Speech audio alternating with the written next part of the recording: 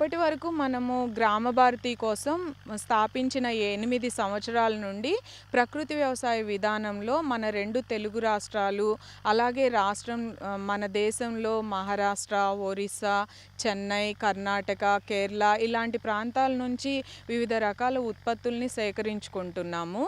ఎవరైతే ప్రకృతి వ్యవసాయ విధానాల్లో పంట పండిస్తున్నారో ఆ రైతుల దగ్గర నుంచి మనం ప్రొక్యూర్ చేస్తున్నాం, వారికి మార్కెటింగ్ సహకారం అందిస్తున్నాము. After procurement primary processing and value addition ఇలాంటివి చేసి మన రీటైల్ అవుట్లెట్లో మనం సేల్ చేస్తుంటాము.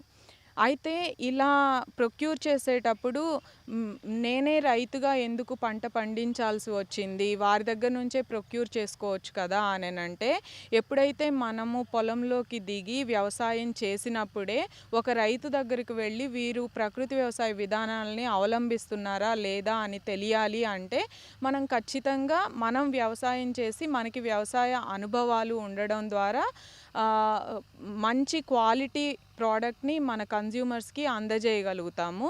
సో ఆ కారణం వల్ల అదొక రీజన్ అయితే, రెండోది ఏంటంటే రాను మేము స్టోర్ మొదలుపెట్టిన కొత్తలో ఇంత డిమాండ్ ఉండేది కాదు ఆర్గానిక్ ఫుడ్కి. రాను ఆఫ్టర్ కరోనా చాలా అవేర్నెస్ వచ్చిన తర్వాత ఈ ప్రొక్యూర్మెంట్ కూడా ఏ ఊరికి ఆ ఊరిలోనే ప్రజల అవసరాలు గ్రామంలో పండించే రైతు పొలం దగ్గరికి వెళ్ళి కొనుక్కుంటున్నారు. అది చాలా మంచి పరిణామం, మంచి మార్పు వచ్చింది. ఇయర్ లాంగ్ మనం కొన్ని రకాలు మన వినియోగదారులకి అందించలేకపోతున్నాము. అలాంటప్పుడు మనమే పంట పండించి ఈ బియ్యాన్ని కూడా మనము ధాన్యాన్ని సంవత్సరం పాటు మాగబెట్టిన ధాన్యము పూర్తి పక్వతకు వచ్చిన తర్వాత మనము ధాన్యాన్ని మరపట్టించడం ద్వారా మంచి పోషక విలువలు అందించగలిగిన వారిమవుతాము. మన వినియోగదారులకి మంచి క్వాలిటీ రైస్ని ఇవ్వడానికి ఈసారి మనమే పంట పండిస్తున్నాం, ఇయర్ లాంగ్ అందించడానికి అనుగుణంగా. ఈ పంట పండించడము ఒక ఎత్తు అయితే ప్రకృతి వ్యవసాయంలో ఈ పండిన పంటని నిల్వ చేయడం, అంటే పురుగు మందులు కలపకుండా నిల్వ చేయడం మరొక ఎత్తు. అదేవిధంగా ఈ ధాన్యాన్ని రైస్ కుక్కర్ ఇలాంటి వాటిల్లో వండకుండా రాగి, కంచు, ఇత్తడి వంట పాత్రల్ని ఉపయోగించి రాగి పాత్రల్లో నీరు తాగుతూ ఇలా పోషక విలువలు ఎక్కడా మనం మిస్ అవ్వకుండా వంట చేసుకోవడం కూడా ఒక ఆర్టే. అదేవిధంగా మనం తినే సమయం కూడా చాలా ఇంపార్టెంట్. ఇంత మంచి అమృతాహారం అయినా సరే మనం సన్సెట్ తర్వాత భుజించడం వలన మనకి ఇండైజెషన్ ప్రాబ్లమ్స్ ఇవన్నీ వచ్చి చాలా సఫర్ అవుతున్నారు. ఈ విధంగా మేము లాస్ట్ 8 years నుంచి కూడా వాగ్భటాచార్యుల వారి శిష్యులు అష్టాంగ హృదయం అనే పుస్తకం ద్వారా ఆరోగ్య రహస్యాలు అనే వీడియోస్లో మనకి చక్కని ఆహారపు అలవాట్ల గురించి వివరణ ఉంది. అందులో భాగంగా సూర్యాస్తమయానికి ముందు భోజనం ఎన్నో ఆహార ప్రయోజనాల్ని చేకూర్చుతుందని చెప్పి గత 6-7 సంవత్సరాల నుంచి మేము ఇంట్లో అదే ఫాలో అవుతున్నాము.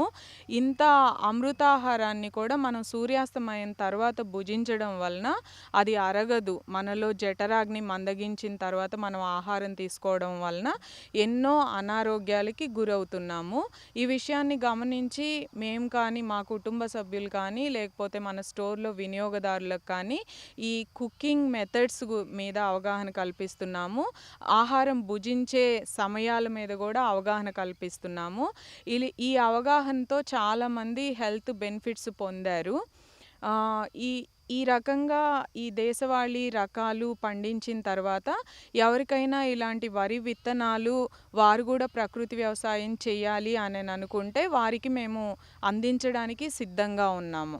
మా స్వగ్రామం నాగులుప్పలపాడు మండలంలోని మాచవరం. అక్కడ దేశీ విత్తన కేంద్రాన్ని ఏర్పాటు చేద్దాం అనుకుంటున్నాము. ఈ రకంగా ప్రకృతి వ్యవసాయ విధానంలో పండించిన దేశవాళీ వరి విత్తనాల్ని మరియు కొన్ని కూరగాయల నాటు విత్తనాల్ని కూడా అక్కడ అందుబాటులో ఉంచి ఎవరైనా ఈ విధానాల్లో పంట పండించాలి అని ఆసక్తి ఉండి ముందుకు వచ్చే వారికి ఈ విత్తనాల్ని మేము అందించడానికి సిద్ధంగా ఉన్నాము. Thanks for watching Eagle Agro. Like and subscribe Eagle Media Works.